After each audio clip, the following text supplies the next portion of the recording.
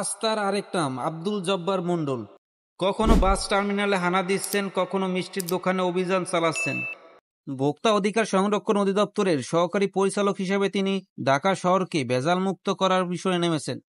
সকাল বিকাল বা দুপুর আব্দুল জব্বার তার দলবল সহ হানা দেন অসাধু ব্যবসায়ীদের আস্তানায়। তিনি বছর জুড়ে দাপিয়ে বেড়ালেও রমজান মাসে তার ব্যস্ততা ছিল সবচেয়ে বেশি। অনেকে মনে করছেন এবারে রমজান মাসে আব্দুল জব্বারের চষে বেড়ানোতে বাজার ব্যবস্থা নিয়ন্ত্রণে ছিল। বাসের টিকিট নিয়ে কারসাজি বা খাবারে অতিরিক্ত দাম, সমস্যা যেটাই হোক না কেন, আব্দুল জব্বার মণ্ডল ও তার টিমের চোখের আড়াল করার সুযোগ নেই। তেরে ফুরে নয়, তিনি ঠান্ডা মাথায় ধীরে সুস্থে অভিযান পরিচালনা করেন। জরিমানা করার সময় ব্যবসায়ীদের ব্যাখ্যা করে বুঝিয়ে দেন কেন জরিমানা করা হচ্ছে।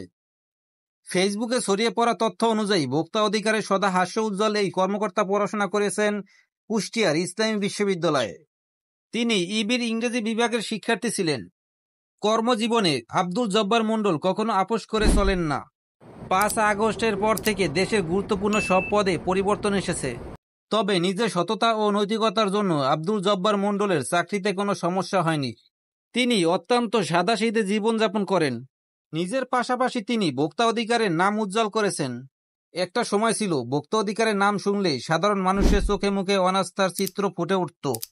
তবে বর্তমানে আব্দুল জব্বারের মতো নিষ্ঠাবান কিছু কর্মকর্তার কারণে সেই চিত্র বদলে গেছে। ভোক্তা অধিকার সংরক্ষণ আইন 2009 এর মাধ্যমে জাতীয় ভোক্তা অধিকার সংরক্ষণ অধিদপ্তর প্রতিষ্ঠা করা হয়। যে কোনো ভোক্তা যে কোনো ব্যবসায়িক প্রতিষ্ঠানের বিরুদ্ধে জাতীয় ভোক্তা অধিকার সংরক্ষণ অধিদপ্তরের নিকট অভিযোগ দায়ের করতে পারেন। অধিদপ্তর তদন্ত করেন। যদি সেই অভিযোগ প্রমাণ করতে পারে, সেই ক্ষেত্রে সেই প্রতিষ্ঠানের বিরুদ্ধে জরিমানা করা হয়। এই জরিমানার 25% ভোক্তাকে দেওয়া হয়। 2009 থেকে বর্তমান পর্যন্ত ভোক্তা অধিকার 1.5 লাখেরও বেশি অভিযান চালিয়েছেন। এসব অভিযানে প্রায় 1.5 লাখ প্রতিষ্ঠানকে জরিমানা করা হয়। এই প্রতিষ্ঠানগুলো থেকে 100 কোটি টাকারও বেশি জরিমানা আদায় করা হয়েছে। এছাড়া ভোক্তা অধিকারে গত 15 বছরে প্রায় 10,000 ভোক্তা অভিযোগ জানিয়ে টাকা পেয়েছেন।